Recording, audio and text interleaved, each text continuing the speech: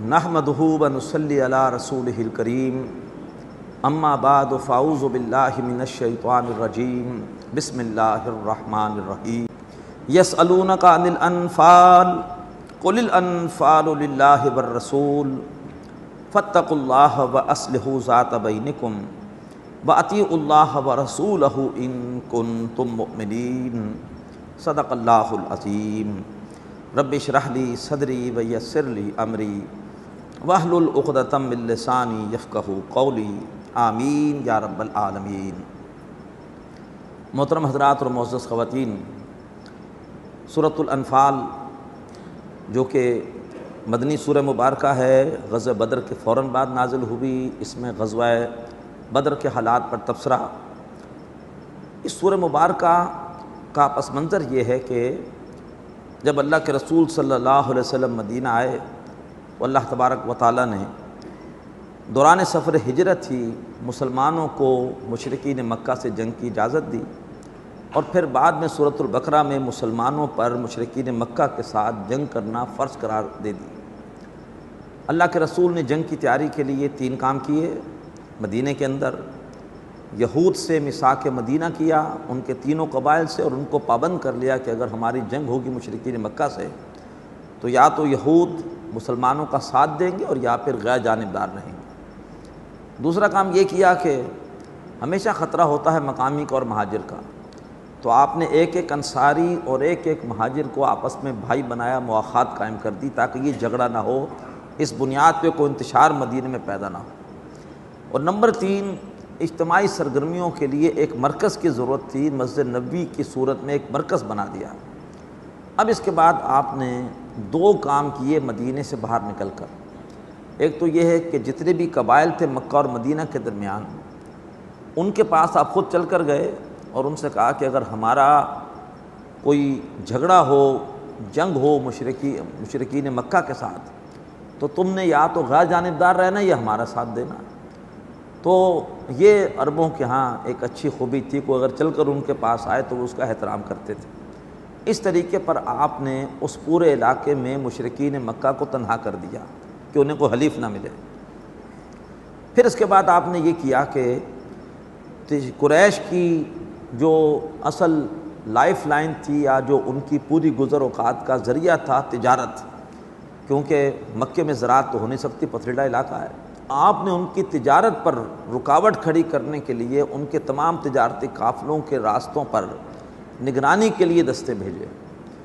4 میں آپ خود بھی شریک ہوئے، وہ غزوات کہلاتے ہیں، اور 4 میں آپ نے صرف صحابہ اکرام کو بھیجا، وہ جو ہے وہ جس میں آپ خود شریک نہ ہوں، ایسی مہم سریہ کہلاتی ہے۔ بہت عمدہ کتاب ہے سیرت پر، جس سے کہ ایک عالمی مقابلے میں پہلا انعام ملا تھا، الرحیق المختوم، مولانا سیف الرحمن مبارک پوری کی رحمۃ اللہ علیہ۔ ہر گھر میں ہونی چاہیے، ضرور پڑھیے۔ مستند اس میں تمام حوالوں سے ساری تفصیل ہے سیرت کی، اور ایک ہی والیوم میں سیرت کی بہت عمدہ کتاب ہے، اس میں آپ کو ساری تفصیلات مل جائیں گی۔ اب یہ جو آپ نے مہمات روانہ کی قریش کے تجارتی قافلوں کی نگرانی کے لیے، اس میں 2 واقعات ایسے ہوئے جو جنگ بدر کی وجہ بن گئے۔ ایک واقعہ تو یہ ہوا کہ آپ نے عبداللہ بن جہش رضی اللہ تعالیٰ عنہ کی قیادت میں 12 صحابہ کو بھیجا وادی نخلا میں۔ وہاں پر جیسے ہی 12 ساتھی پہنچے قریش کے ایک تجارتی قافلے سے، جس میں صرف 4 افراد تھے، ان کے ساتھ ایک جو ہے وہ مارکہ ہو گیا، اور ایک مشرک مسلمانوں کے ہاتھوں مارا گیا۔ اس پر قریش کے ہاں انتقام کی آگ بھڑک اٹھی کہ ہمارے گھر کے پاس آ کر وادی نخلا میں مسلمانوں نے ہمارے آدمی کو مار دیا، لہٰذا انتقام کی آوازیں اٹھیں۔ دوسرا واقعہ یہ ہوا کہ ابو سفیان ایک قافلہ لے کر جا رہے تھے شام۔ نبی پاک صلی اللہ علیہ وسلم خود اس قافلے کو روکنے کے لیے نکلے، لیکن وہ قافلہ بچ کے نکل گیا۔ واپسی پر ابو سفیان نے پیغام بھیجا مکہ میں کہ ہمارے پاس مال بہت ہے، محافظ صرف 50 ہیں، خطرہ یہ ہے کہ مسلمان ہمیں روکیں گے، ہماری مدد کو پہنچو۔ لہٰذا ابو جہل 1000 کا لشکر لے کر نکل کھڑا ہوا مکہ سے مسلمانوں کو اپنے طور پر تو ختم کرنے کے لیے۔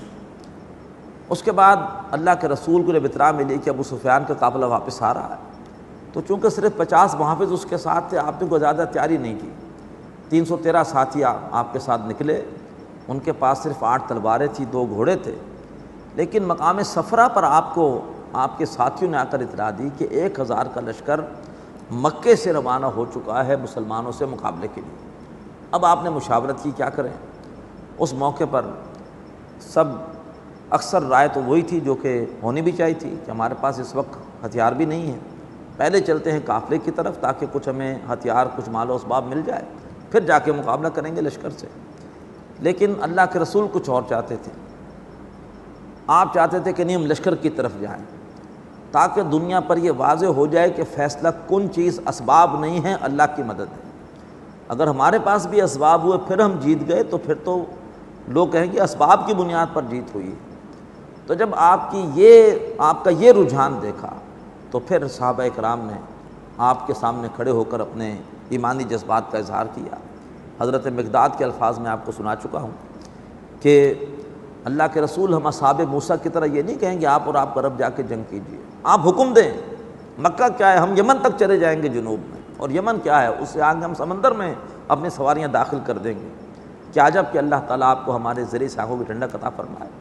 اقول قولی ھذا واستغفر اللہ لی ولکم ولسائر المسلمین والمسلمات۔